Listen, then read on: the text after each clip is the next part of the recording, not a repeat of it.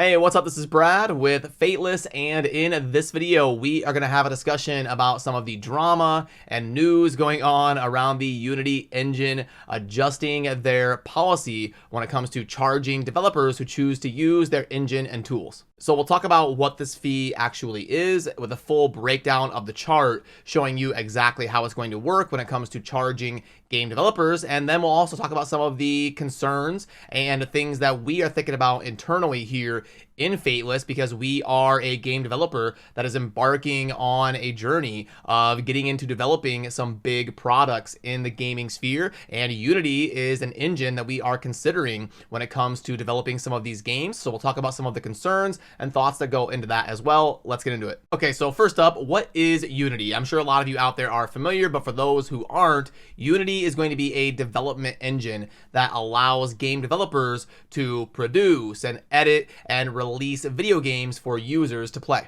And there's all sorts of video games out there that use Unity, but I know for us and our community, Raid Shadow Legends is a popular one that does use Unity, but there's lots of other games as well. There's going to be Genshin Impact and Pokemon Go and Valheim and Hearthstone and all sorts of other games that have been developed using the Unity engine. Well, recently, there's been a hot topic all over social media because Unity has announced that they will be making a substantial change to how they're going to be charging game developers who choose to develop games using their tools. And you can actually see it right at the top of the website right here under plans and pricing. If we go there, they've got this blue bar right at the top where it says new fee for Unity plans coming January 1st of 2024. And then you can click here to learn more and get a little bit more of a breakdown about exactly what is going to be happening. And they've got this chart right here that talks about the different fees involved based on the game and the developer, how much traffic and installs their game is getting, and all of that. And then right up top there, that first sentence is going to be super important. It says, check if the Unity runtime fee applies to your game and estimate any applicable fees. The fee applies to new installs beginning on January 1st of 2024 and will be billed monthly. And then right below that, it says that your game must meet both the revenue and install thresholds for the fee to apply. So if your game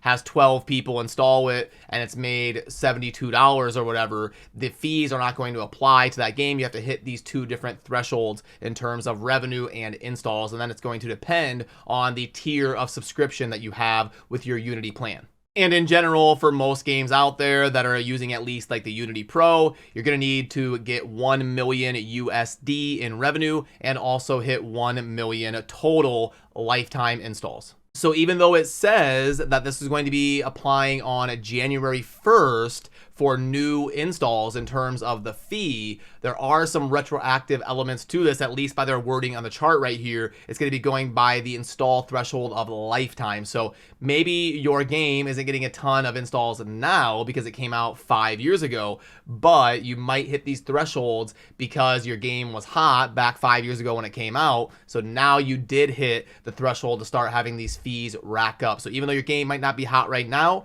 you might still hit the threshold of having this apply to your game. As long as the game is still generating 1 million USD in the last 12 months, that part is not lifetime. That part is going to be within the last 12 months, and it's not starting after January 1st. It's basically going to go by how much revenue the game made in 2023, starting on the first day of 2024. And then this next area is going to be talking about the fee, and this is going to be the juicy part that understandably has everybody concerned. Now, the number and the figure that you're going to hear going around social media is going to be this 20 cents per install right here, but that's actually not going to be applying to every single game out there because A, they're going to have to hit those two different thresholds in terms of revenue and installs in order for the fees to start accruing.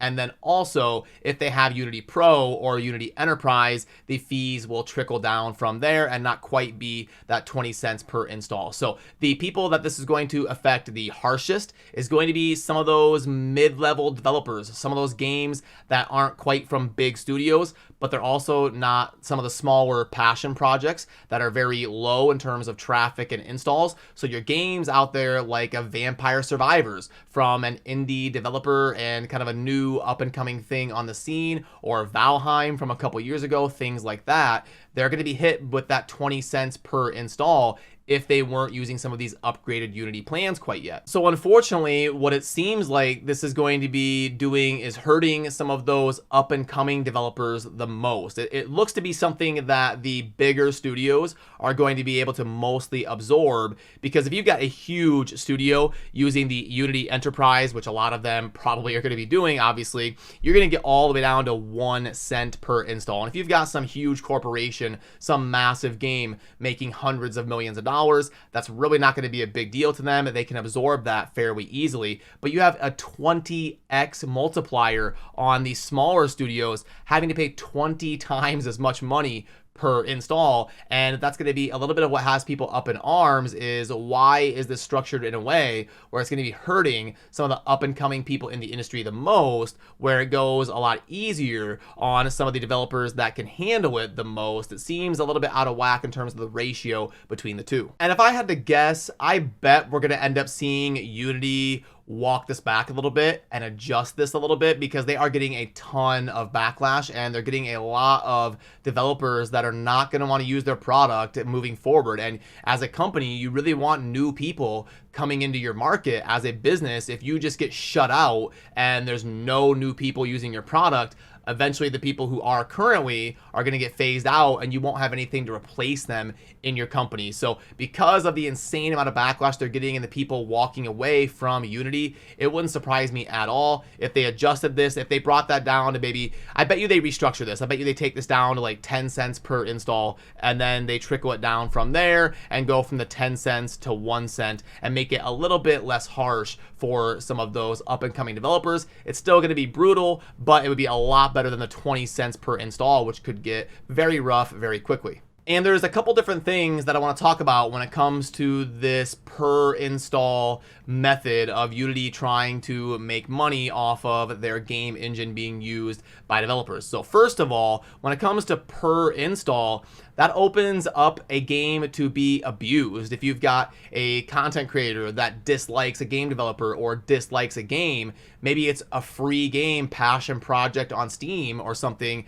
and then they send a bunch of people to download it. Well, if it ever hit that revenue threshold in the last 12 months with anything in game, you know, some sort of DLC or some sort of monetization at all, even though it might not be making money right now, if it did at any point in the last year, hitting those thresholds, well, now a developer could end up just getting a bill for $25,000, $50,000 out of nowhere. And if they're an indie dev, that could be absolutely crippling if you're playing the margins super thin and trying to build a new up-and-coming gaming studio. But also, not only do you open yourself up to the abuse of like hate installs or being targeted by content creators who send people to install your game and accrue these fees, but you also have an opportunity where people could take advantage of game developers, and you could see some of these big operations that have tons of phones or tons of computers or whatever, and it would be a semi-realistic scenario where an operation like that threatens a game developer and says, hey, pay us $20,000 or we're going to deploy our resources to slam your game with a bunch of installs, and we're going to accrue $100,000 in Unity fees that you're going to have to pay if you don't give us $20,000 to not do that. So there's a couple different ways the system can be abused because it's based on per install and not like a revenue share basis. But I also think, just in general, this is a really bad precedent for industries to start setting as a standard, because imagine scenarios like this. Let's say you go buy a new vehicle and then you want to use that vehicle to start driving for Uber or something. Well, are you supposed to pay the company that produced the vehicle for all of your Uber revenue? Like obviously that sounds crazy. You bought the vehicle. It's now your vehicle to use how you want, and then you can go do with it as you wish. You can give people rides for money. You can park it in your garage and never drive it. It is yours to decide. You don't have to go spend money by paying the developer of the vehicle based on what you do with it after you've purchased it. And if the argument is, well, that's different because these are subscription models, and if you buy a car, it's just a one and done transaction typically, unless you have a payment. Well, I mean, I'm using a lot of Adobe tools to produce this video. I'm going to be using Adobe to make the thumbnail for YouTube and to edit the video to upload to YouTube, and I pay a monthly subscription fee to have access to these Adobe tools. So what if Adobe all of a sudden came out with a policy where they said every single YouTube video you upload, you're going to have to pay us a fee for the thumbnail and the editing of that video? That would sound ridiculous, wouldn't it? Like, I pay for using the Adobe tools, and then what I do with them after that payment is none of your business. If I just edit pictures for me and my family for photo albums, or if I edit thumbnails to put up on YouTube, that's really none of your concern. I purchased the product and I should be able to use it how I want to at that point. Just like when I buy a computer, I'm not having to pay Microsoft because I upload YouTube videos that I produced on a PC with Windows on it. So I think there's just all sorts of different ways that this rabbit hole and this monetization structure is a really bad precedent to set in lots of different industries. So yeah, as game developers here at Fateless that are beginning our journey to work on some big projects that we want to bring to the gaming industry, this is all things that we're going to have to consider. We're going to have to look at all of these different game development engines, you know, whether it's Unreal or Unity, and compare the different pricing models between the two when it comes to the subscriptions required to produce the game, which are not cheap. You can see here the Unity industry, $5,000 per seat. So we're really gonna have to weigh all of these options and figure out what's gonna end up making the most sense based on the games that we're producing when it comes to the revenue share that's gonna be required of us from Unity or Unreal Engine or whatever software we're going with to develop our different tools to distribute our game. So yeah, hopefully this video gave you a little bit of clarity as to what is going on with all of the craziness and the drama surrounding the Unity game engine and the changes coming to their pricing model, switching to a per install basis. And we will definitely keep you in the loop here on the YouTube channel about all of the discussions and decisions that are going into the games that we produce. And it's an exciting time as we embark on a lot of big projects. And we will also link to the Discord server down below if you would like to pop in and ask some questions or chat about this or other things going on around the games we're developing and all of that. So I appreciate all of you, and I'll see you soon in the next video. Peace.